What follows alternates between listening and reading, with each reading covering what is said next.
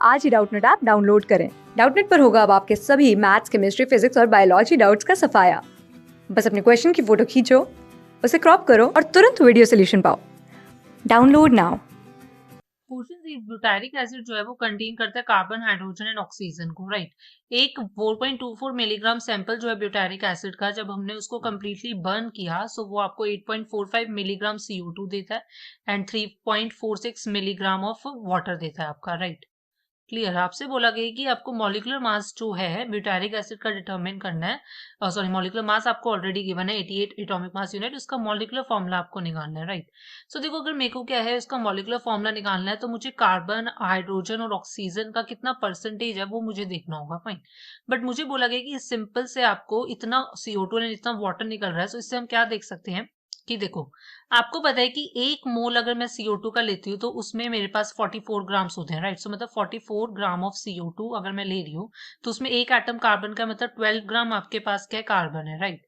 सो अगर मैं यहाँ पर 8.45 आपका क्या है मिलीग्राम ले लेती हूँ CO2 का, सो वो कितना कंटेन करेगा, इट विल कंटेन 12/44 इंटू आपके पास क्या है 8.45 आपका क्या, देखो मिलीग्राम है। अगर मिलीग्राम को मुझे ग्राम में करना है सो मुझे डिवाइडेड बाय आपका क्या करना पड़ेगा, 100, राइट। सो 100 ग्राम आपका क्या है कार्बन कंटेन करेगा, राइट। सो इतना कार्बन मेरे पास इतने सैंपल में प्रेजेंट है, वही। बट मेरे पास पूरा सैंपल जो है ब्यूटारिक एसिड का, मतलब सॉरी, इतने CO2 में आपका इतने ग्राम्स प्रेजेंट है, बट ब्यूटारिक एसिड का पूरा सैंपल क्या 4.24 मिलीग्राम। क्लियर। सो मैं ये कह सकती हूँ अगर मुझे परसेंटेज ऑफ कार्बन इस पूरे सैंपल ब्यूटारिक एसिड का निकालना है तो क्या होगा कि देखो, कार्बन का इतना अमाउंट प्रेजेंट है, तो जितना अमाउंट कार्बन का प्रेजेंट है पहले वो लिख लीजिए यहाँ पर, राइट, इंटू 8.45 डिवाइड इंटू आपका क्या होगा 100, राइट। और फिर उसको पूरी वैल्यू को डिवाइड करना होता है जितना सैंपल का मास है, दैट इज 4.25, और परसेंटेज निकालनी है तो इंटू 100, राइट। सो 100 से 100 कैंसिल आउट हो जाएगा, यहाँ से आपका परसेंटेज निकल कर आ जाएगा कार्बन का 54.4%, राइट। सिमिलरली अब हम हाइड्रोजन की बात करेंगे। अगेन मैं बोलूंगी कि वाटर का जो आपका मास होता है वो होता है 18 ग्राम, सो मैं बोलूंगी 18 ग्राम ऑफ वाटर में आपके पास 2 ग्राम आपका क्या है हाइड्रोजन है, क्लियर। सो अगर मैं 3.46 मिलीग्राम ले रही हूँ आपका वाटर, तो उसमें कितना हाइड्रोजन होगा, इट विल बी 2 इंटू आपका होगा 3.46 milligram divided by 18, right, into आपका अगेन 100, क्योंकि मुझे ग्राम में करना है, इतना हाइड्रोजन प्रेजेंट होगा, फाइन।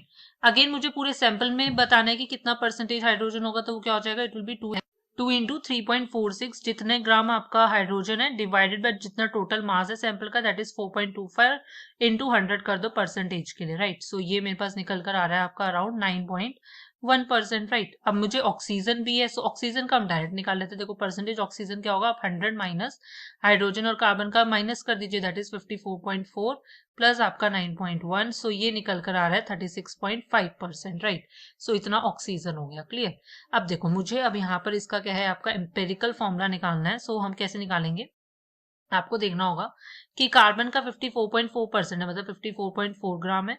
हाइड्रोजन आपके पास है 9.1 ग्राम एंड आपका ऑक्सीजन क्या है 36.5 ग्राम, राइट। सो पहला स्टेप हमारे पास क्या होगा, अब इनके हमें मोल्स निकालने होंगे, क्लियर।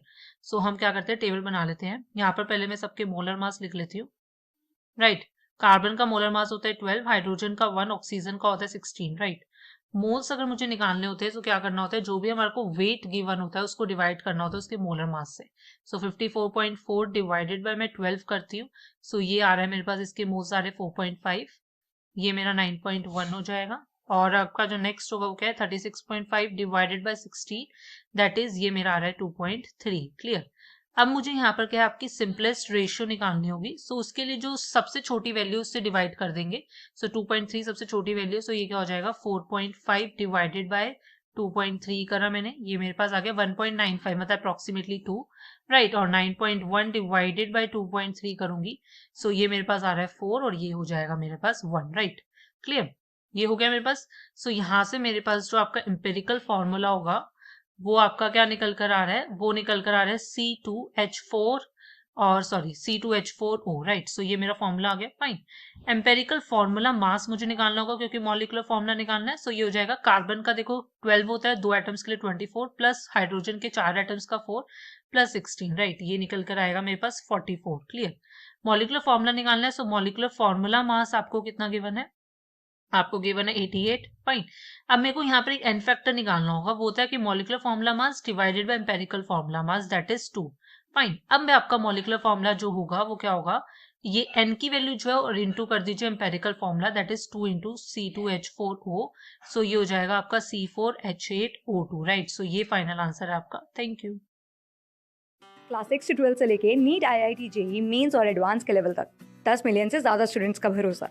आज ही डाउनलोड करें डाउटनेट ऐप या व्हाट्सएप कीजिए अपने डाउट्स 8400 400 400 पर।